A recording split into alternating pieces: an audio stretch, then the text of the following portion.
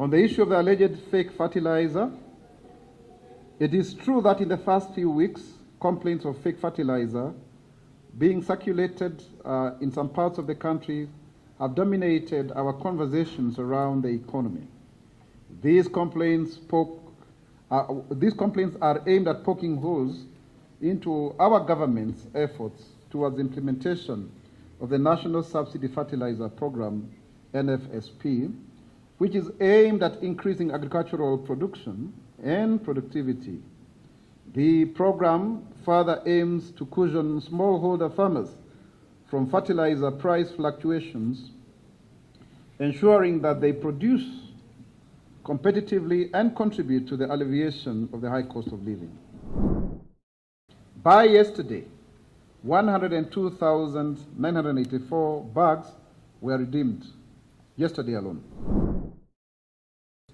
The board has so far received 2.3 million bags of fertilizer, and farmers have redeemed 2.1 million bags of the same from NCPB stores and the 158 selling centers operationalized under the devolved government's last mile program through the e-voucher system in 28 of the 47 counties since January this year.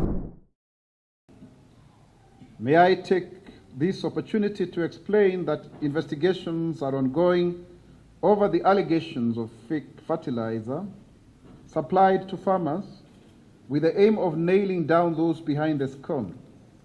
Initial tests by the Kenya Bureau of Standards on the samples from the fake supplies have proved that supplies were not necessarily amongst those supplied under the subsidy program through the National Cereals and Produce Board, NCPB. The government is in talks with the representatives of the KMPPDU to address the persistent issues affecting Kenya's healthcare sector. The Conciliation Committee, also known as the Whole of Nation Approach Committee, convened on the 21st of March 2024. In fact, we left here at past midnight. And afterwards, on 27th of March 2024, to fast-track the process and to mediate on the matters raised by the union.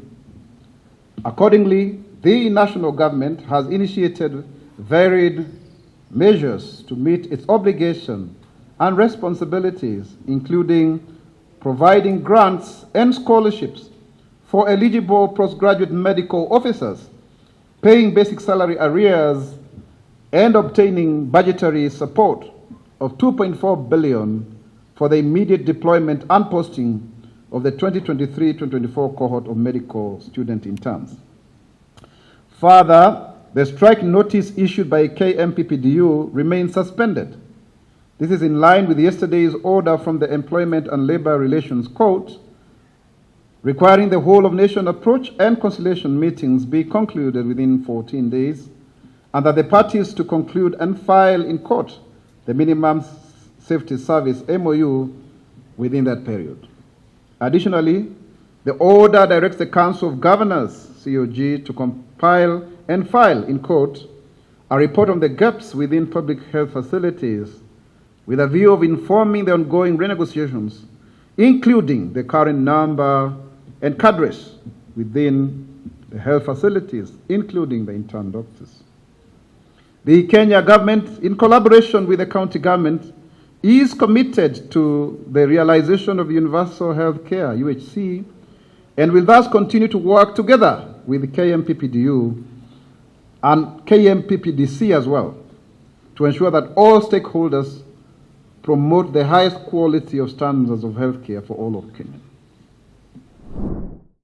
On road safety status and interventions, as we speak, fellow Kenyans, road crash statistics from the National Transport and Safety Authority, NTSA, indicate that we have lost 1,189 lives as of 01 April 2024.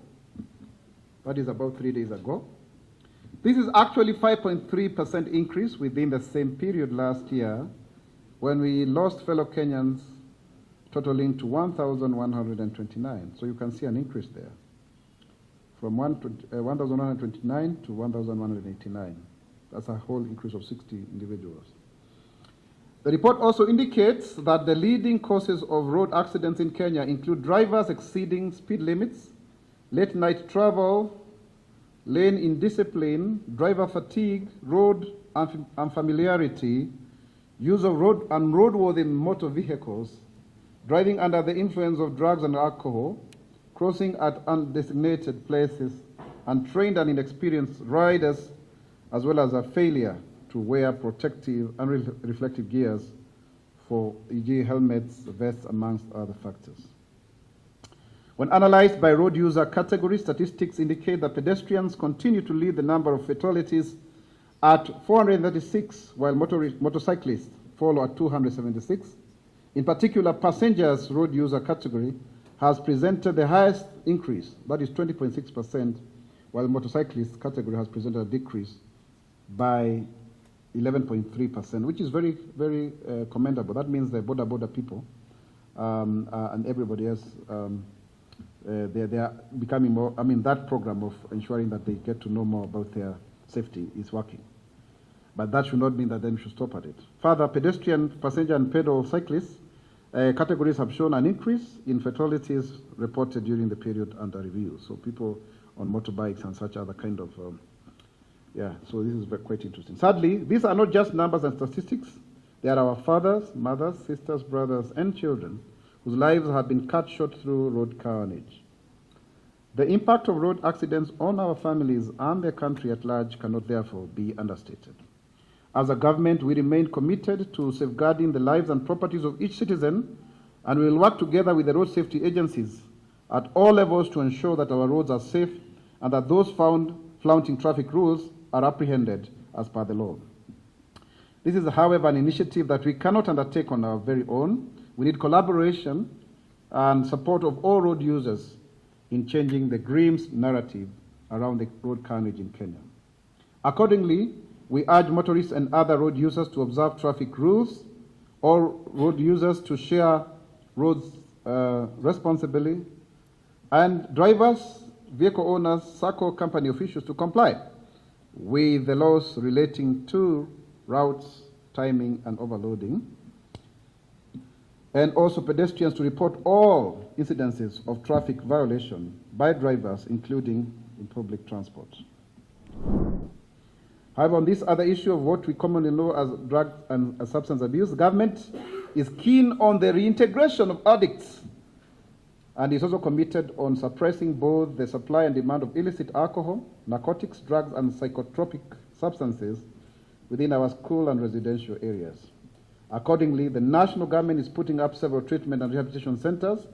It will also work with the county governments to ensure that similar centers are established in all of the 47 counties to provide accessible, affordable, and quality treatment and rehabilitation services to the public.